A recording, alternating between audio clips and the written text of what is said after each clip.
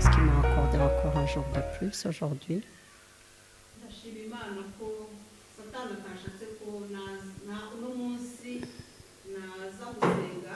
Je remercie le Seigneur parce qu'aujourd'hui, Satan ne voulait pas que je vienne à l'église.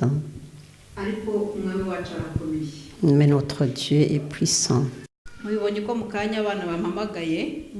avez remarqué que les enfants m'ont appelé tout à l'heure. Ça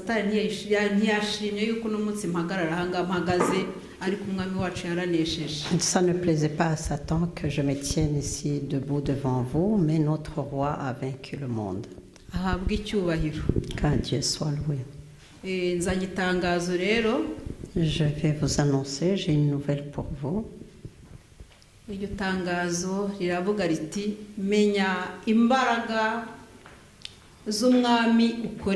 C'est une nouvelle pour te dire, sache, tu dois savoir la puissance qu'il y a dans le Dieu que tu pries, que tu loues, que tu sers. Sache vraiment la puissance du roi que tu sers.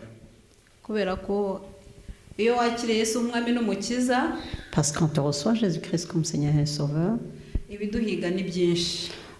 ce qui rôde tout autour de toi, il y en a tellement. C'est pourquoi quand tu viens de l'accepter, tu dois connaître la puissance du roi que tu suis. Tu dois le savoir, mon frère, ma soeur.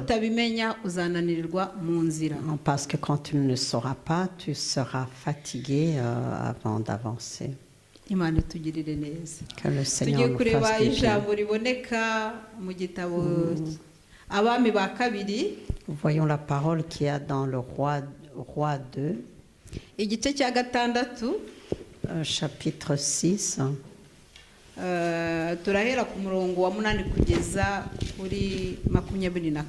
Verset 8 jusqu'à 22.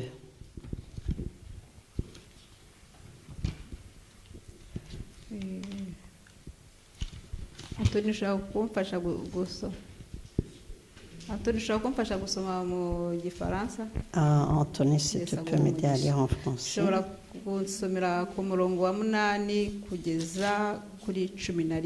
De verset 8 à 11. Je lis en Jésus-Christ. Le roi de Syrie était en guerre avec Israël, et dans un conseil qu'il tint avec ses serviteurs, il dit : mon camp sera dans un tel lieu. Mais l'homme de Dieu fit dire au roi d'Israël : garde-toi de passer dans ce lieu, car les Syriens y descendent. Et le roi d'Israël envoya des gens pour y tenir en observation vers le lieu que lui avait mentionné et signalé l'homme de Dieu. Cela arriva non pas une fois ni deux fois. Le roi de Syrie en eut le cœur agité. Il appela ses serviteurs et leur dit : ne voulez-vous pas me déclarer lequel de nous est pour le roi d'Israël ? Amen. Umutwe uravuga ngo Imana yereka umugaragu wa Elisa ingabo zo mu ijuru. Muri iyo minsi umwami w'Isiriya yarwanaga n'Abayisirayeli, maze ajya inama n'abagaragu be, aravuga ati: ibunaka niho hazaba urugerero rwanjye. Ariko uwo muntu w'Imana agatuma ku mwami w'Abayisirayeli ati: wirinde guca ibunaka, kuko ariho Abasiriya bamanukana kugutera.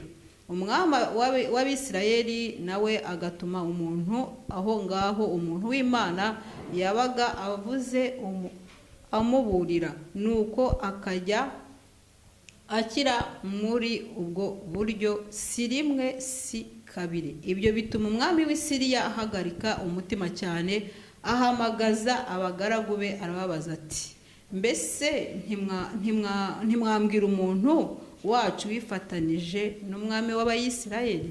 Haleluya. Ahangaha ni abami babiri bari barimo kurwana. Ici c'est un combat entre deux rois. C'est pour cela que je vous ai dit, tu dois savoir la puissance du roi que tu sers. uyu mwami w'abasiriya yateraga umwami w'abayisirayeli. Le roi de la Syrie, il attaquait le roi d'Israël. mu gihe agitegura iki igitero biyoroganiza, Pendant qu'à chaque fois il se levait pour attaquer, qu'il s'organisait. abisirayeli babaga bamenye uko bagiye guterwa, noneho aho baciye bakabafata. Alors, les Israélites savaient qu'ils allaient se faire attaquer, et alors les autres, quand ils se levaient, partout où ils passaient, ils étaient attrapés, ils tombaient dans le piège. Biragaragara ko n'umwami w'abasiriya yaramaze kunanirwa. Ça se voit que le roi de Syrien était déjà fatigué. Atangira kwataka abo bari kumwe ati bigenda gute ko iyo tugiye gutera kiriya gihugu amakuru yose baba bayafite. Alors il a commencé à attaquer les siens, tout ce qui l'entourait, en leur disant comment ça se fait qu'à chaque fois qu'on va attaquer ce pays, ils sont au courant de tout. Imana ihabwa icyubahiro. Que Dieu soit loué. Menya imbaraga, korana n'umwami wakurikiye. Sers le roi que tu as suivi, tu dois savoir la puissance qu'il a. Icyashaka cyose kukugirira nabi ntago azakireka ko kikuzaho. Chaque chose qui veut t'attaquer, il ne le laissera pas t'atteindre. Uyu mwami w'abayisiraheli yararwanaga akanesha, ariko umwami w'abasiriya we yarwanaga kubw'umubiri, ariko banga barwanaga bafite Imana ibayobora kandi baha n'amakuru. Le roi d'Israël, à chaque fois qu'il combattait, il gagnait toujours le combat. Mais le roi de Syrien, lui, il combattait toujours dans la chair, et alors il y avait toujours des gens qui donnaient les nouvelles. Reka dusome ku murongo wa 12. Kumve ahavaga aya makuru abayisirayeli babonaga. Verset 12, comme ça on saura les nouvelles que les Israélites avaient, d'où ils venaient. L'un de ses serviteurs répondit, « Personne, ô roi, mon seigneur, mais Élisée le prophète qui est en Israël, rapporte au roi d'Israël les paroles que tu prononces dans ta chambre à coucher. » Amen. Umwe mu bagaragu be aramubwira ati oya nyagasani mwami, ahubwo Elisa umuhanuzi wo muri Isirayeli niwe ubwira umwami w'abayisirayeli amagambo uvugira mu murere. Aha hantu un de ses serviteurs babikoraga bihishe, ntabwo wajya kurwana n'umuntu ngo ujye kubivuga ahantu hose. Ariko ntibamenye umuntu utwara amakuru. Alléluia. Donc à chaque fois qu'ils combattaient, ils ne savaient pas qui amenait les nouvelles, parce qu'à chaque fois qu'ils se levaient, en fait, les Israélites, ils étaient toujours au courant. Et alors un de ses serviteurs avait dit au roi de Syrien qu'il y a un des serviteurs, un prophète en fait, qui s'élève, qui l'écoute toujours pendant que lui, il est en train de se préparer pour attaquer.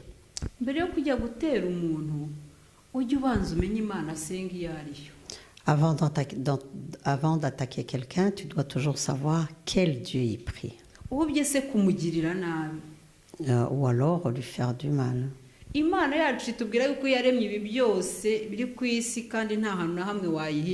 Notre Dieu dit qu'il a créé toutes choses qu'il y a sur la terre, et tu ne peux rien lui cacher.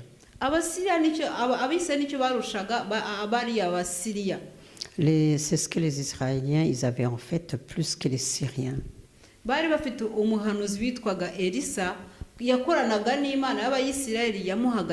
Ils avaient un prophète qui s'appelait Élisa, et qui avait toujours les nouvelles de Dieu, et celui qui annonçait la nouvelle aux Israélites.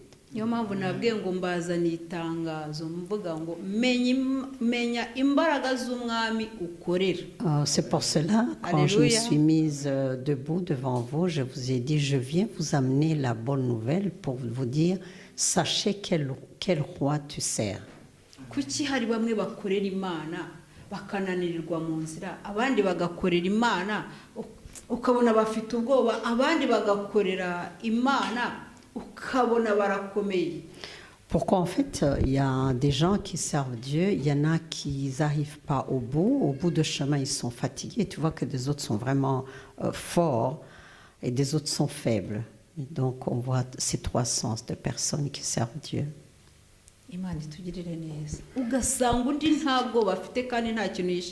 Que Dieu nous fasse du bien, parce qu'on voit qu'il y en a vraiment qui servent Dieu avec force et qui n'ont peur de rien.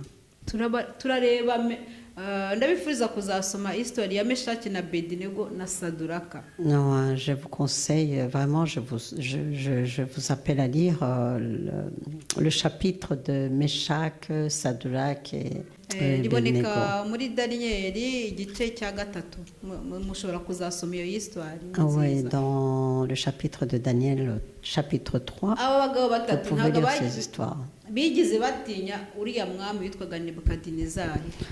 Ces trois hommes n'ont jamais eu peur de cet homme qui s'appelait Nebuchadnezzar. Ntabyo bakoze ibyo yabasabaga gukora. Ils n'ont pas obéi à ce qu'il leur demandait de faire. Niyo mpamvu ni utamenya imbaraga z'umwami uri gukorera wahisemo wewe ubwawe. C'est pour cela, si jamais tu ne connais pas la puissance qu'il y a dans le Dieu que tu sers, celui que tu as choisi toi-même, Birakomeye kumenya ibiri imbere yawe. tu auras toujours difficile à savoir ce qu'il y a devant toi. Reka dukomeze gatoya ku murongo wa 13 kugeza kuri 15. Continuons verset 13 jusqu'à 15. Et le roi dit, allez et voyez où il est, et je le ferai prendre. On vint lui dire, voici, il est à Dothan. Il envoya des chevaux et des chars et une forte troupe qui arrivèrent de nuit et qui enveloppèrent la ville. Le serviteur de l'homme de Dieu se leva de bon matin et sortit, et voici une troupe entourait la ville, avec des chevaux et des chars. Et le serviteur dit à l'homme de Dieu, ah, mon Seigneur, comment ferons-nous? Amen. Amen. Arababwira ati nimugende murebe aho ari ntome abo kumufata. Il leur dit, allez voir où il y a le prophète, l'homme de Dieu, afin que je puisse envoyer des personnes pour l'attraper. Reka mbabwire ikintu kimwe mu bintu mutinya byose. Attends, je vais vous dire une chose, je vous en Mujye mutinya supplie. umuntu Imana yiremeye kuko ijya kumurema nta numwe wayifashije. Ce que je vous conseille vraiment, c'est de craindre une personne que Dieu a créée, parce que quand Dieu a été le créé, il a demandé conseil à personne. Nta kintu wayifashije. Tu n'as rien fait pour être là. Uricara ukadesida ubuzima bw'umuntu. Tu t'assois seulement, comment tu peux décider la vie de quelqu'un. Imana idufashe. Que Uyu Dieu mwami nous agiye aide. gushakisha uno mugabo witwa Elisa.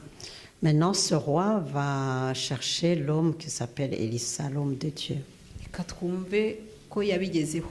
Eh ben, nous allons Ahera voir ko s'il a yohereza arrivé. amafarashi ku murongo wa 14 n'amagare n'ingabo nyinshi bagenda ijoro ryose baguta uwo mudugudu. Alors, il a envoyé les chevaux, il a envoyé les chars et toute personne tout autour dans cette ville. Maze umugaragu w'uwo muntu w'Imana azindutse kare mu gitondo arasohoka abona ingabo n'amafarashi n'amagare bigose uwo mudugudu. Alors, ce serviteur s'est levé très tôt matin et il a remarqué qu'il y avait les chars et les chevaux qui entouraient cette ville. Umugaragu abwira shebuja ati biracitse databuja turagira dute. Alors le serviteur, il dit à son maître, maître, ce qui nous arrive, qu'est-ce qu'on va faire? On est attaqué.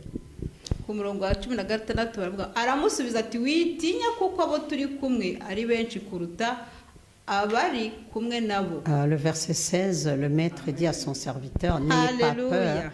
parce que tous ceux qui sont avec nous sont plus nombreux que ceux qui sont avec eux. Imana idufashe. Que Dieu nous aide.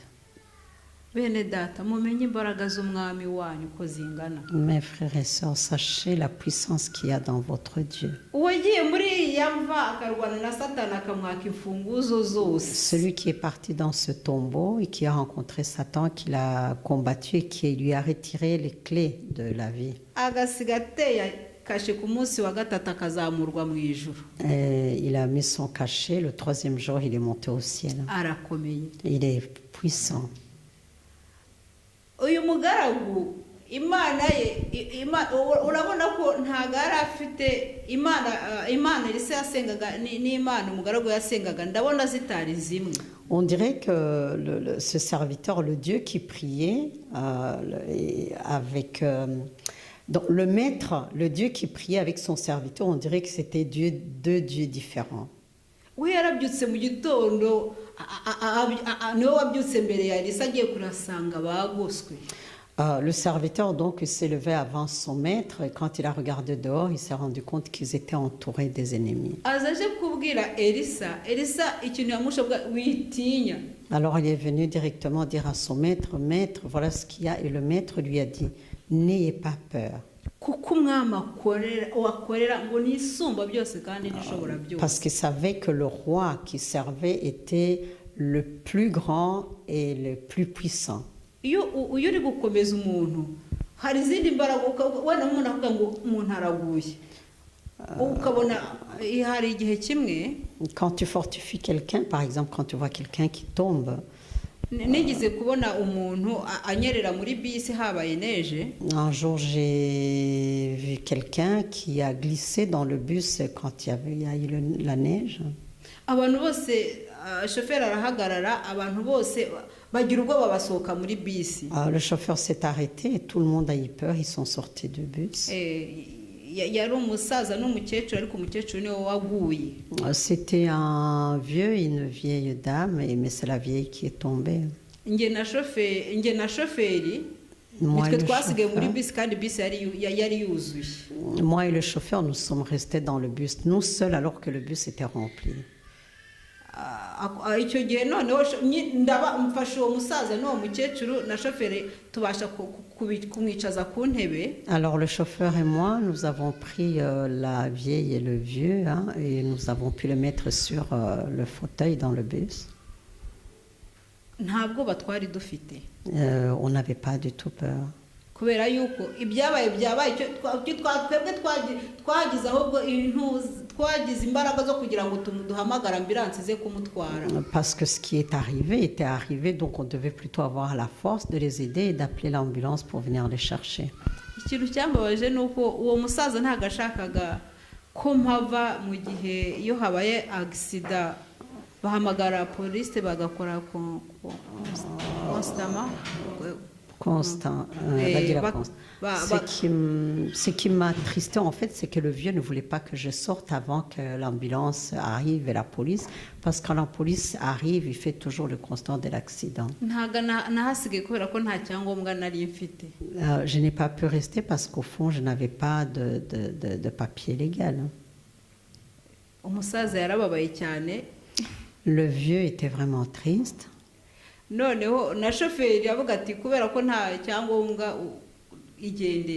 le chauffeur a compris, comme je n'avais pas d'identité, le chauffeur m'a dit, bon, ça va, tu peux y aller. Je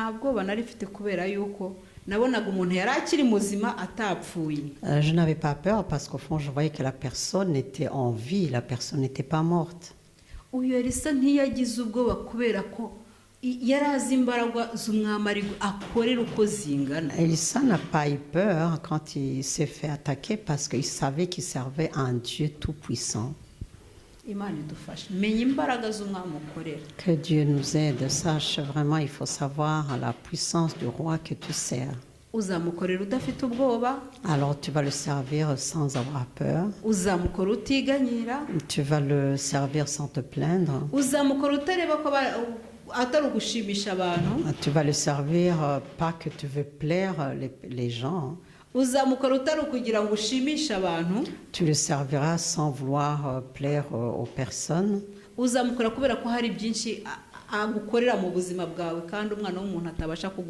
vas le servir parce qu'il y a tellement de choses qu'il fait dans ta vie qu'aucun homme ne peut faire pour toi.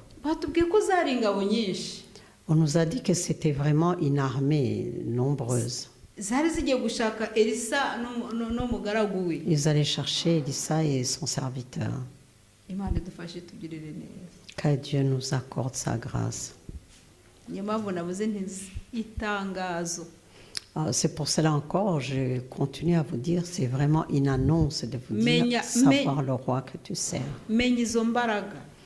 Sache la puissance du roi que tu sers. Rien ne te fera peur ici en dessous du ciel.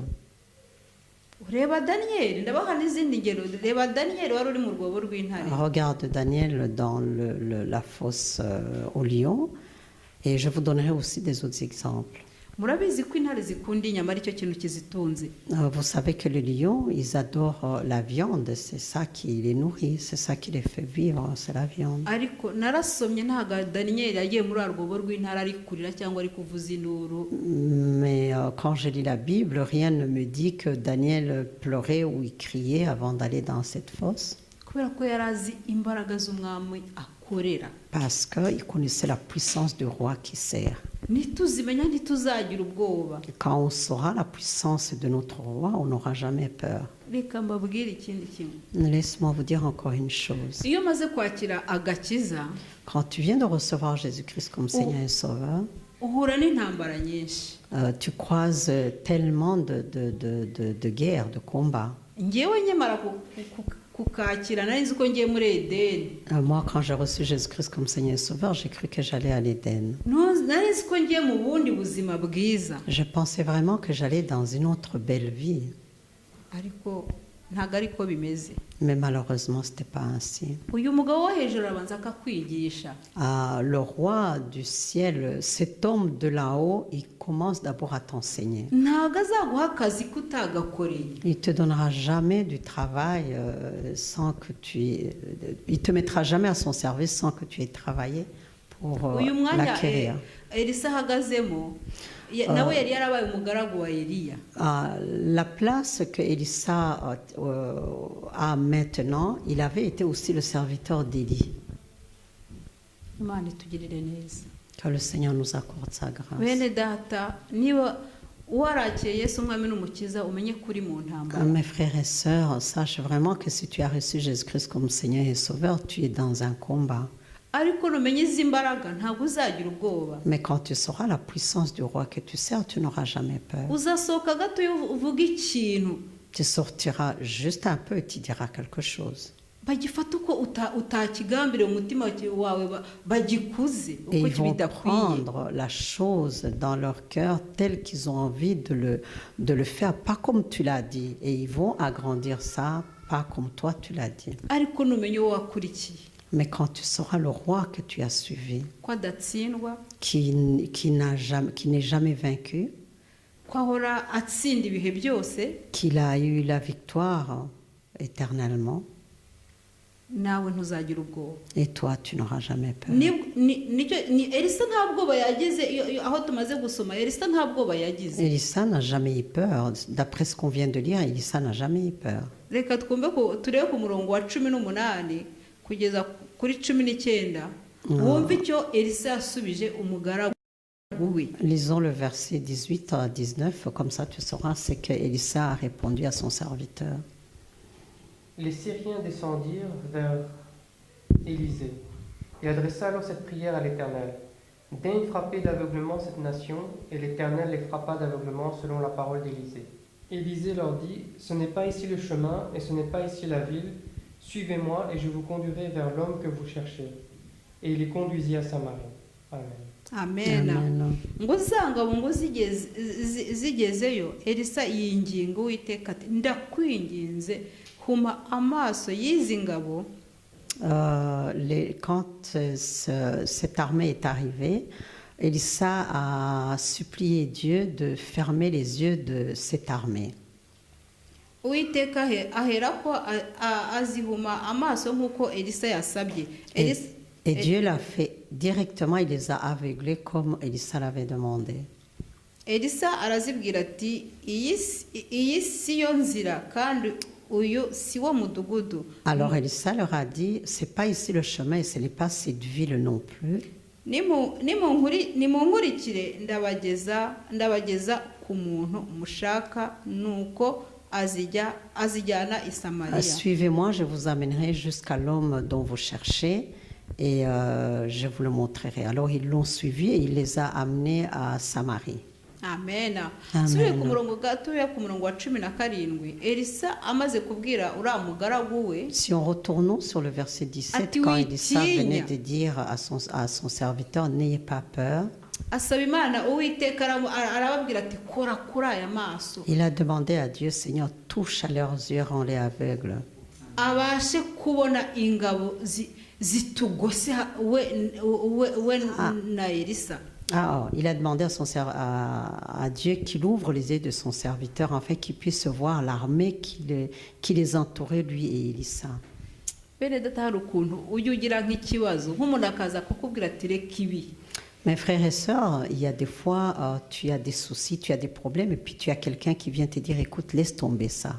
noneho wamusubizana ukamubwira ati humura imana irabizi kandi izangirira neza. Et alors quand tu lui réponds, écoute, c'est pas grave, Dieu le sait et il me fera du bien, akabona ko utari normal, la personne trouve que tu n'es pas normal. akagufata nk'umuntu udatekereza. Il te prend pour quelqu'un qui est insensé. kubera iki atazi za mbaraga z'umwami ukorera. Parce qu'il ne connaît pas la puissance du roi que tu sers. muri icyo gihe wumva bamubwira ati icyampa akamenya imana nakurikiye ukuntu ingana.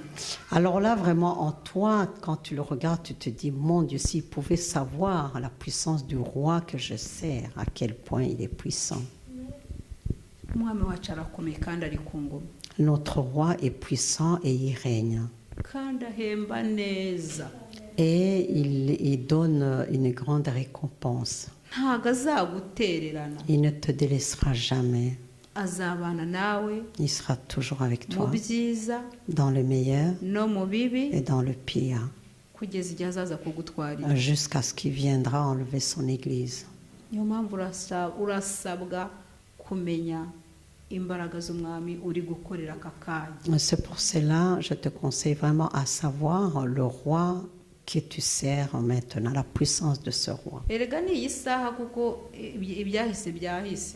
Je vous dis c'est maintenant parce que le passé est passé. Il y a eu tout à l'heure, et bien il y a le maintenant. aka kanya umwami uri gukorera Maintenant, le roi que tu sers. imbaraga afite urazizi. La puissance qu'il a en lui, est-ce que tu le connais? imana itugire neza. ahangaha elisa kubera imbaraga umwami we yari afite yakoreraga. Que Dieu nous fasse du bien. Ici, Élisa, selon la puissance du Dieu qui sert, il a agi directement. bavuga ko yazifashe mpiri. Il les a attrapés en flagrant délit, comme on peut dire, en flagrant délit. twumvishe ko imbere gato umugaragu yamubwiye ngo ni nyinshi. Nous avons entendu qu'il a annoncé à son serviteur que son serviteur a annoncé à Élisa qu'ils étaient nombreux. abandi ni bangahe? ni babiri. Et eux, ils n'étaient que deux. ariko murabona izi mbaraga zafashe mpiri aba basirikare. Et vous remarquez cette puissance qui a attrapé cette armée si nombreuse. ariko murabona imana twakurikiye imbaraga ifite ukuntu zingana. Et vous regardez vraiment, vous comprenez la puissance du Dieu que nous avons suivi. Ils sont illimités. C'est tellement puissant. bari abasirikare umwami w'Isirayeli yabohereje abize ko bagomba kumuzana yabidesize ko bagomba kumuzanira Elisa. Cette armée, le roi attendait vraiment que cette armée lui amène ce serviteur de Dieu, Élisa. ariko ntago arazi imbaraga z'umwami Elisa akorera. Mais il ne connaissait pas la puissance du Dieu qu'Élisa servait. nkeka ko iyo azimenya mbere aba ataragiye kumushaka. Je pense que s'il l'avait su avant, il n'allait vraiment pas aller chercher Élisa. sinzi niba muri wo kumva izi mbaraga. Je ne sais pas si vraiment vous réalisez cette puissance. imana itugirire neza. Que Dieu nous fasse du bien. idukore ku maso tubone natwe ingabo zitugose. Qui nous touche, qui touche à nos yeux, afin qu'on puisse voir une armée qui nous entoure. niyo mpamvu iyo umaze kumenya zino mbaraga nta bwoba ugira. C'est pour cela quand tu viens de te rendre compte, de connaître cette puissance, tu n'as jamais peur. ntabwo utinya gupfa. Tu n'as jamais peur de mourir. meshaki na bedenego na saduraka bari igiki mu gihugu cy'umwami Meshach, Nebukadinezari. Abednego, Shadrach, qui n'ont pas eu peur de mourir dans les mains du roi Nebuchadnezzar. turareba izi mbaraga zakuye petero mu nzu y'imbohe. Nous regardons cette puissance qui a sorti Pierre dans la maison, dans la prison. muzabisome mu byakoze n'intumwa Lisez igice cya ça 12 cyose muzagisome. dans Acte 12. imbaraga zasohoye petero nizo ndi kubabwira. C'est cette puissance qui a sorti Pierre dans la prison que je suis en train de vous annoncer. petero bari bamuhaye abasirikare 16 bo kumurinda. Pierre, on l'avait mis une armée de 16 personnes pour l'entourer et le garder. ariko izi mbaraga zamukuyeyo abari bamurinze ntibigeze bamenya uko byagenze. Mais la puissance qu'il a sortie de là, ceux qui l'entouraient n'ont jamais su comment ça s'est passé. Ako muribuka abo bantu akaga bahuye nabo mu gitondo baje kubabwira ati mutuzane umuntu twabahaye kurinda. Est-ce que vous vous rappelez quand les problèmes que cette armée a eu quand les autorités sont arrivées pour leur dire donnez-nous la personne à qui on vous a demandé de garder? Niyo mpamvu navuze ngo itangazo menya imbaraga z'umwami ukorera. C'est pour cela je vous ai dit encore une annonce de savoir le roi que tu sers. Sache que tu le suis, tu n'auras jamais honte. Reka dukomeze ku murongo wa 20 kugeza kuri 21. Continuons de verset 20 à 21. Lorsqu'il fut rentré dans Samarie, Élisée dit, Éternel, ouvre les yeux de ces gens pour qu'ils voient. Et l'Éternel ouvrit les yeux et ils virent qu'ils étaient au milieu de Samarie. Le roi d'Israël, en les voyant, dit à Élisée, frapperai-je, mon père? Amen. Amen. Ngo bageze i Samariya, Elisa arasenga ati Uwiteka humura amaso y'izi ngabo zirebe. Nuko Uwiteka azihumura amaso zirareba, zigiye kubona zibona ziri i Samariya hagati. Quand ils sont arrivés à Samarie, le serviteur a demandé, il a prié, il a demandé au Seigneur, ouvre-leur les yeux, qu'ils regardent, qu'ils sachent là où ils sont. Et quand ils ont ouvert les yeux, ils ont trouvé qu'ils étaient au milieu de la Samarie. Que notre Dieu soit loué. Nta kizadukoraho Imana yacu iri mu ruhande rwacu. Rien ne pourra nous atteindre si notre Dieu est à nos côtés. Nta kizatubasha nimukisuzugure. Rien ne pourra nous atteindre, ne vous méprisez pas. Uyu Elisa yazigejeje mu maboko y'Abayisirayeli mo hagati mu gihugu hagati. Elisa a amené cette armée au milieu des Israélites, dans le pays au milieu. Ahubwo mwumva ukuntu yafashe contrôle ya cerveau yabo. Est-ce que vous imaginez, vous vous rendez compte combien il a pris vraiment, il a pu contrôler l'intelligence dans leur cerveau. Il n'y a personne qui a osé lui demander où allons-nous. Là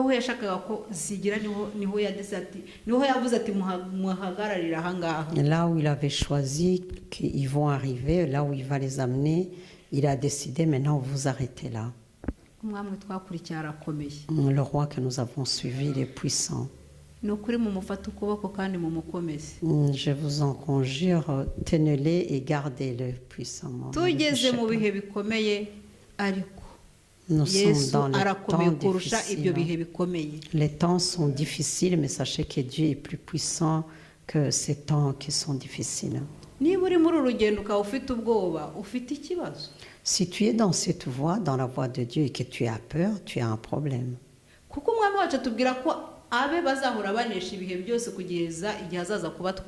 Parce que notre roi nous a annoncé, il nous dit que nous allons vaincre l'ennemi jusqu'à ce que lui viendra enlever son église. Que Dieu nous fasse du bien.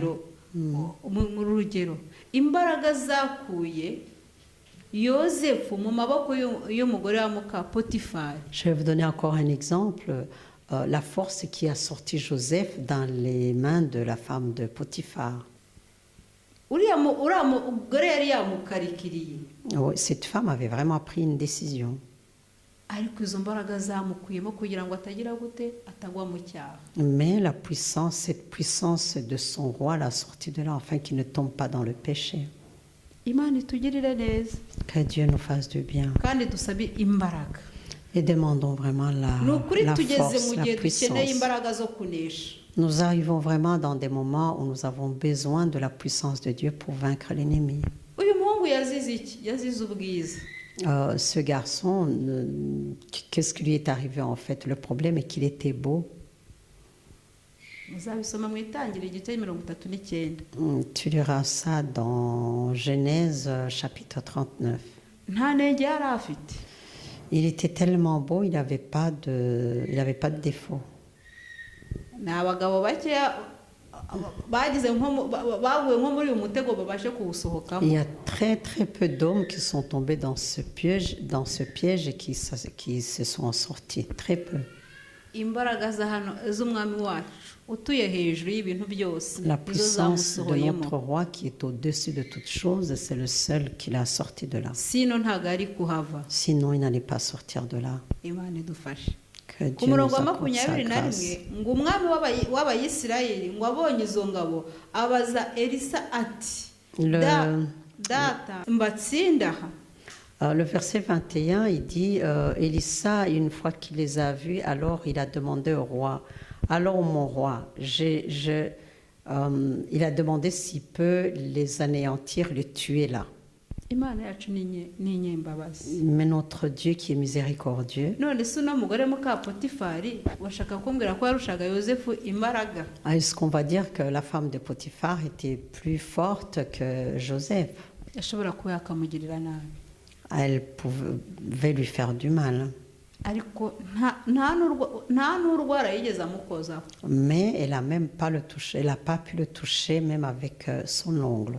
turebe meshaki na bedinego na saduraka, Regardons Meshach, Abednego et Sadrach. aho izi mbaraga zabakuye muri iriya tanura zari zinaniwe gushyiramo nebukadinezari. Cette puissance qui les a sortis de la fosse, est-ce qu'ils ne pouvaient pas mettre Nebuchadnezzar dedans?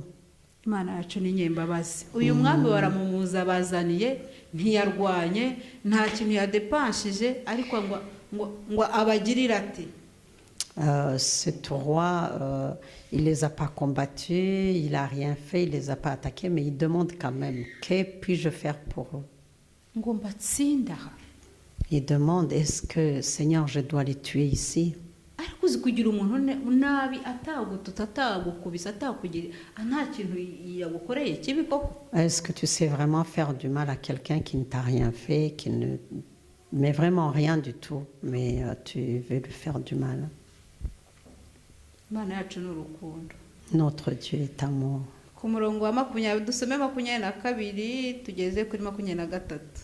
Le verset 22 jusqu'à 23. Tu ne frapperas point, répondit Élisée. Est-ce que tu frappes ce que tu fais prisonnier avec ton épée et avec ton arc? Donne-leur du pain et de l'eau, afin qu'ils mangent et boivent, et qu'ils aillent ensuite vers leur maître. Le roi d'Israël leur fit servir un grand repas, et ils mangèrent et burent. Puis il les envoya, et ils s'en allèrent vers leur maître. Et les troupes des Syriens ne revinrent plus sur le territoire d'Israël. amen. Amen. ku murongo wa 20 ngo aramusubiza ati wibatsinda aha, mbese abo wanesheje inkota n'umuheto ukabafata mpiri wabica? ahubwo babazanira ibyo kurya n'amazi babibashyire imbere barye banywe babone gusubira kwa shebuja. Alors Dieu leur dit, non, ne les tue pas. Il dit au roi, ne les tue pas, ne les condamne pas. Les gens que tu as vécu avec ton arc, ton épée, tu ne vas pas les tuer ici. Par contre, donne-leur à manger, à boire, qu'ils mangent et qu'ils retournent chez leur roi. deja ko bafashe mpira akabageza hariya hagati mu gihugu cy'abayisirayeli. Déjà qu'il les avait prises et pouvoir les amener jusqu'au pays d'Israël. uri umusirikare ni igisuzuguriro. Mais vraiment amener une armée, alors que tu es un militaire, c'est vraiment la honte. bari barangije gutsindwa. Là, ils étaient vraiment vaincus. aba bantu urabona bari bafite intwaro. Ces gens-là, ils n'étaient pas armés. yarabwira ati nimubabare kuko nabo si bo. Il leur a dit, pardonnez-leur parce que ce n'est pas eux non plus. umukozi w'Imana icyo yabasabye yarababwiye ati ahubwo nimubabagaburire barashonje bakoze urugendo runini. Le serviteur de Dieu a dit non, plutôt mettez-les là, donnez-leur à manger, à boire. Ils ont fait une longue route. bibagiwe icyabagenzaga. Et ils ont oublié pourquoi ils étaient là. ngo nuko abatekeshereza ibyo kurya, bamaze kurya no kunywa arabasezera basubira kwa shebuja. Uhereye icyo gihe imitwe y'ingabo z'Abasiriya ntiyongera gutera igihugu cy'Abayisirayeli. Alors, il les a préparés à manger et à boire, ils les ont nourris, et puis après, ils les ont laissés partir. Et depuis, cette armée de Syriens, le roi des Syriens n'a plus jamais attaqué le peuple d'Israël. Turashaka gusoma 23. Le roi d'Israël leur fit servir un grand repas, et ils mangèrent et burent, puis il les envoya et ils s'en allèrent vers leur maître. Et les troupes des Syriens ne revinrent plus sur le territoire d'Israël. Imana ishimwe. Amen. Nababwiraga imbaraga z'umwami twakurikiye uko zingana. Je vous rappelais la puissance du roi que nous avons suivi, à quel point il était fort. Numenya imbaraga z'umwami wawe, Quand tu sauras la puissance de ton roi, ntabwo uzatsindwa urugamba. tu ne seras jamais vaincu. Aba basirikare Ambara bagiye combat. gutera Abayisirayeli batazi abari bo. Cette armée est allée suivre les Israélites, mais sans savoir qui ils étaient vraiment. Ariko uzi gufatwa mpiri n'umuntu utarigeze gukora imyitozo ya gisirikare. Est-ce que tu sais vraiment être attrapé dans le piège par quelqu'un qui n'a jamais fait les exercices d'une armée? Imana, izi mbaraga zirakomeye. Izi Cette mbaraga puissance, ntizivogerwa. la puissance de Dieu ne peut pas. On doit craindre cette puissance de Dieu. Izi mbaraga zasohoye Loti i Cette Sodomu. puissance a sorti Lot à Sodome Kubera iki? Yari afite ubwumvikane n'Imana. parce qu'il avait la crainte de Dieu. Abandi bari baranze kumva. Les autres ne voulaient pas écouter Dieu. Reka tujye mu Kuva turebe kwa Nowa. Izi mbaraga zateye imbaraga kubaza inkuge kuri no ku bwa Nowa. Allons voir, parce que cette puissance a donné à Noah de faire l'arche, de bâtir l'arche. Ariko ubwo muribaza umuntu umwe kubaza inkuge. Est-ce que vous vous rendez compte vraiment une seule personne de pouvoir bâtir le bateau qu'il a fait? Oui. Ni imbaraga umuntu adashobora gusobanura. C'est une puissance qu'on ne peut pas expliquer. Nawe kuva uno munsi ntongere kwisuzugura. Toi aussi, ne te délaisse pas. Yesu wirirwa uvuga mu kanwa kawe buri segonda buri munota sinzi uko ujya umuvuga. Ne te méprise Arakomeye. pas, ne te méprise pas, car c'est Dieu dont tu parles, le nom de Jésus, que tu parles chaque fois, chaque instant. Je ne sais pas comment tu en parles, mais sache qu'il est puissant.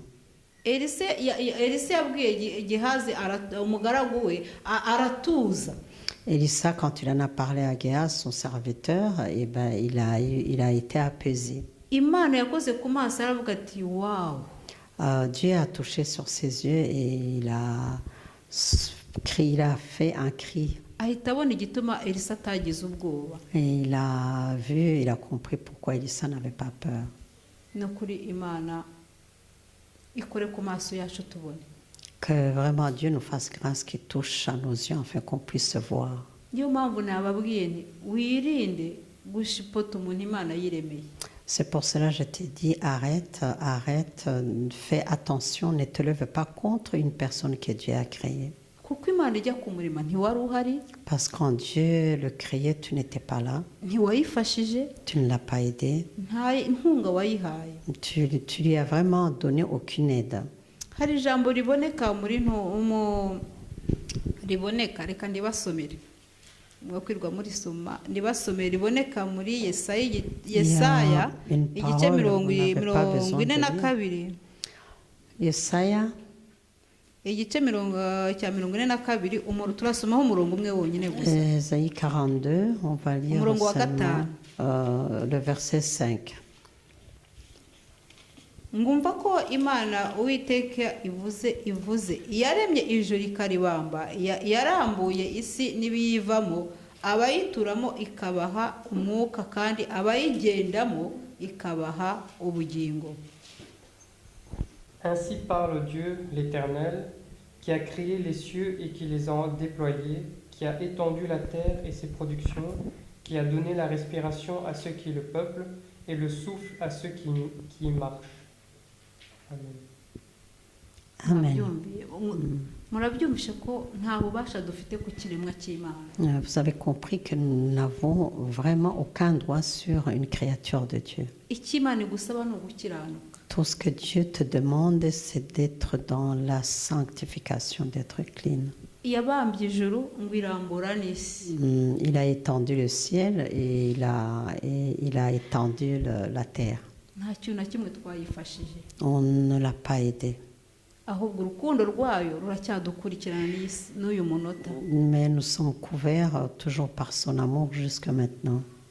yikomezeho mu buzima bwawe bwa buri munsi. Accroche-toi à Dieu chaque jour de ta vie. reka tujye muri Yesaya, aho ngaho murari maze kubasomera. Continuons dans Ésaïe, là où je venais de lire. Igice cya 43, Chapitre 43. 43 turasoma umurongo wa mbere n'uwa karindwi. Verset 1 et verset 7. icyigisho cyanjye cy'uno munsi ni menya imbaraga z'umwami ukorera uko zingana. L'enseignement d'aujourd'hui, c'est de te dire, sache, tu dois connaître la puissance du Dieu que tu sers. kuko niho utazatinya, utazagira ubwoba. C'est là que tu n'auras jamais peur. ibyakuzaho byose jya umenya ko uri kumwe n'Imana. Tout ce qui pourrait t'arriver, sache que tu es avec Dieu. hari uwabibonye na mbere wenda ko binakugeraho. Il y a sûrement quelqu'un qui a vu ça avant que ça puisse t'atteindre. umva icyo umwami wawe agiye kukubwira, Sache ce que ton Dieu, écoute ce que ton Dieu va te dire maintenant. kugira ngo urusheho gukomera muri uru rugendo, Pour que tu aies plus encore la force et l'assurance pendant cette urusheho démarche. kumuhanga amaso Tendre tes yeux vers lui no kugendana nawe mu buzima bwawe bwa buri munsi. et marcher avec lui chaque jour de ta vie. Amen. Amen. Dusome Anthony, tu peux lire 1 jusqu'à 4. Ainsi parle maintenant l'Éternel qui t'a créé, ô Jacob, celui qui t'a formé, ô Israël. Ne crains rien, car je te rachète. Je t'appelle par ton nom, tu es à moi. Si tu traverses les eaux, je serai avec toi. Et les fleuves, ils ne te submergeront point. Si tu marches dans le feu, tu ne brûleras pas. Et la flamme ne t'embrasera pas. Car je suis l'Éternel ton Dieu, le Saint d'Israël, ton Sauveur. Je donne Égypte pour ta rançon, l'Éthiopie et Saba à ta place.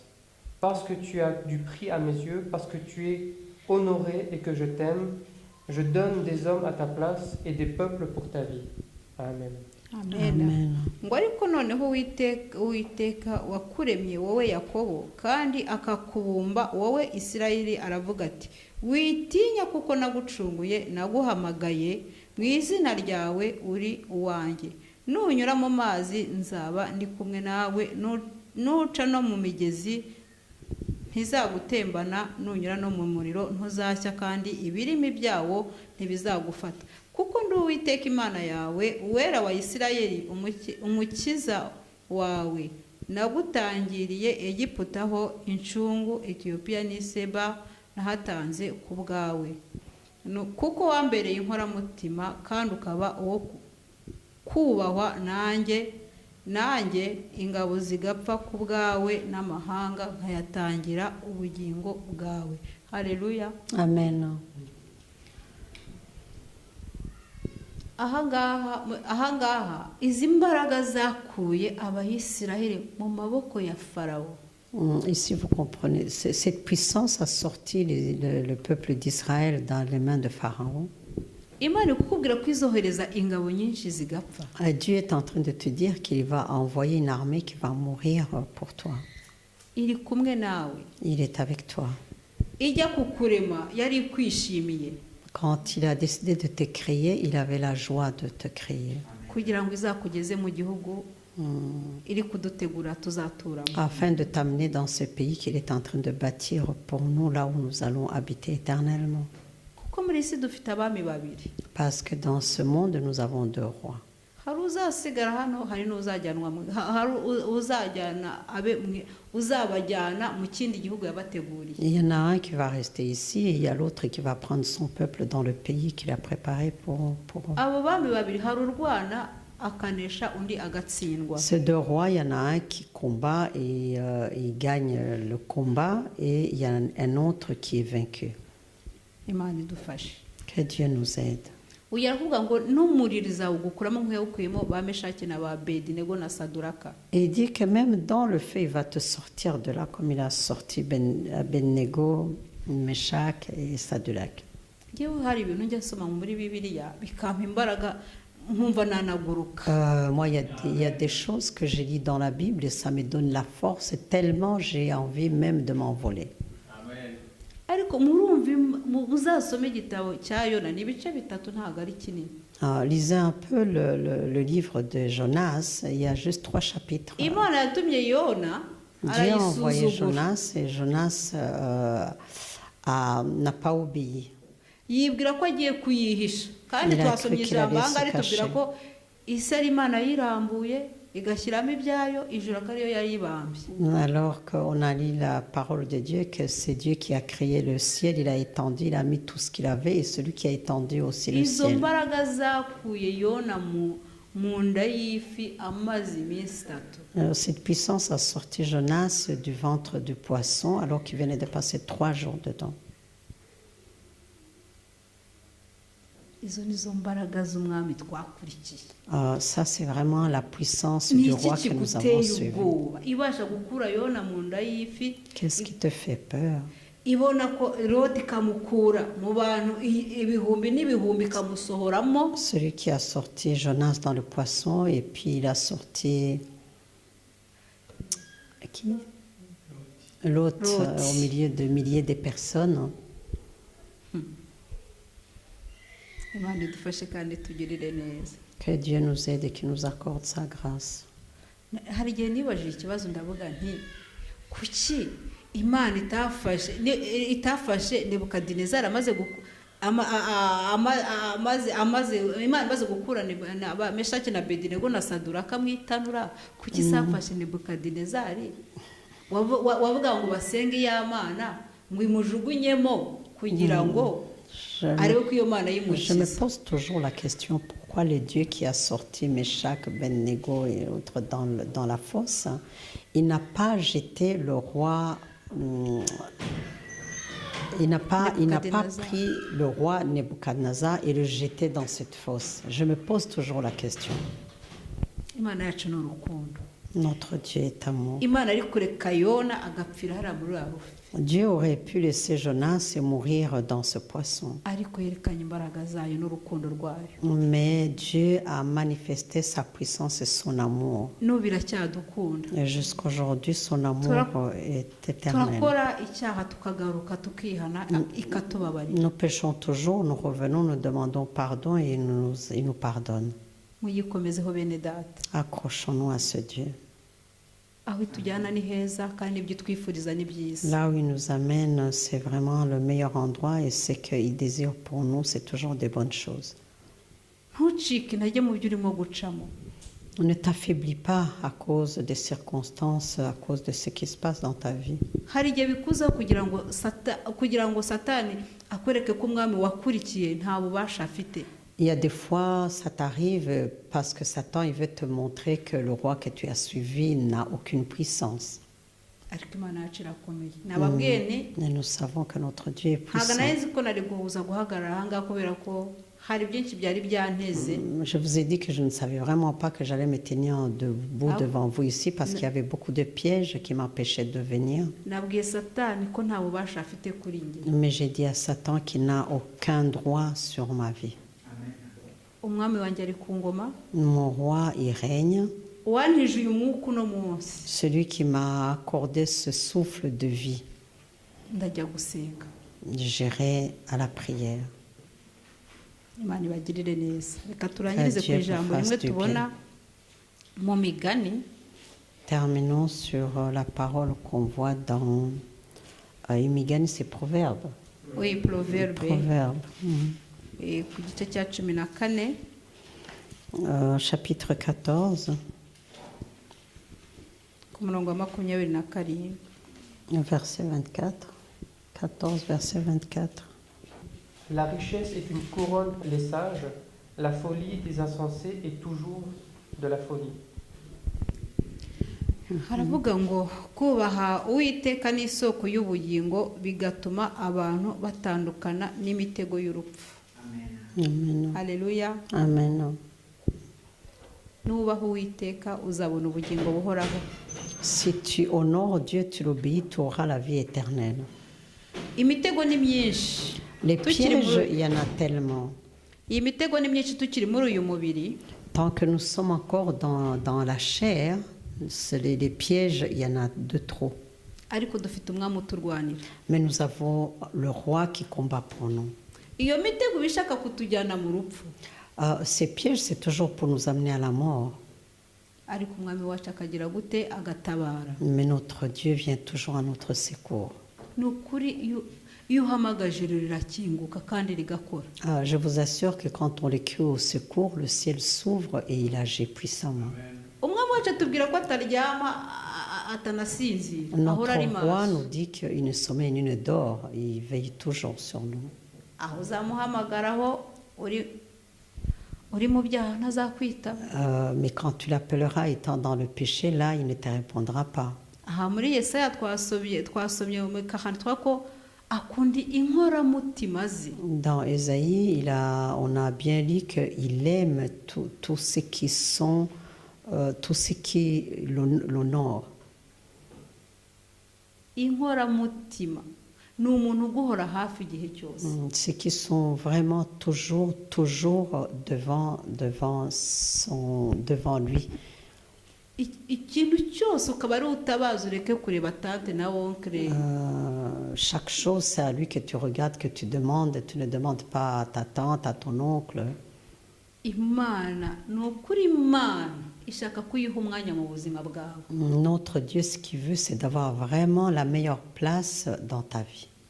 C'est vrai ko bitoroshye, dufite akazi, C'est vrai que c'est pas facile. Nous avons vraiment du travail. ariko ntuzasuzugure na ya minota itatu uba wafashe.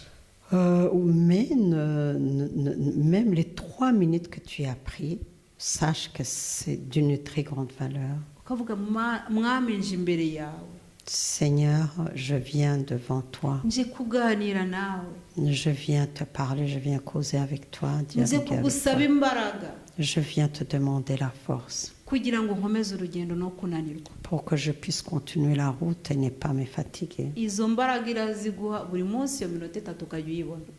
Il te donne la force. C'est 3 minutes toujours si tu lui donnes. Tu lui demandes, il vient toujours et il te donne la force pour Erega continuer. iratuzi, Il nous connaît. utangira ku minota itatu, Tu peux commencer juste 3 minutes seulement. iminota 10, Et puis tu arrives à 10 ntumenye igihe minutes. wayigereyemo, Et puis tu ne sais même pas Iminota quand est-ce que mirongo tu es arrivé à 30 minutes.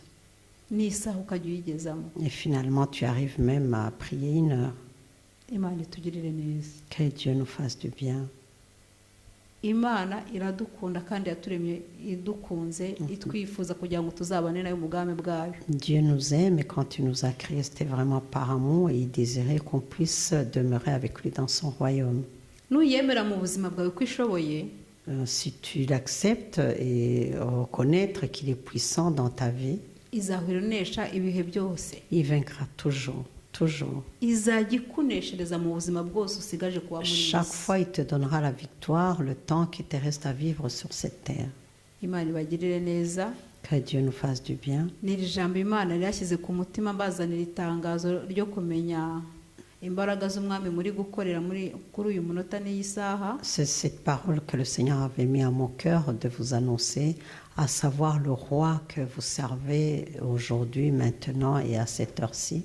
Imbaraga zacu ntabwo zijya ziterana abayo. Notre force qui est Dieu ne nous abandonne jamais, ne nous délaisse jamais. Imbaraga zakuye intumwa mu nzu y'imbohe.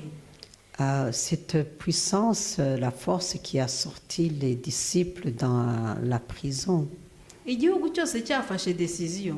alors que le pays avait pris une décision. Nshuti y'umusara, nta wundi ufite kukurwanira no kukuneshereza atari Yesu Kristo wakubambuye ku musaraba. Ami de la foi, de la croix, personne ne pourra t'aider, te sortir. Il n'y a que Dieu seul qui a donné sa vie à la croix pour toi. Icyo mbifuriza nanjye niyifuriza muri iki gihe tugezemo nuko Yesu atwambika imbaraga zo kunesha. Ce que je souhaite pour chacun, pour moi-même, c'est que vraiment le Seigneur nous accorde sa grâce et qu'il nous donne la force de vaincre l'ennemi. Kugira ngo abazahamagara mu gitabo cy'ubugingo natwe amazina yacu azaba yanditswemo. Que quand il va arriver, ceux qui va appeler dans son royaume, que nos noms aussi soient écrits dans le livre de vie. Yesu abahe umugisha. Que le Seigneur vous bénisse. Merci.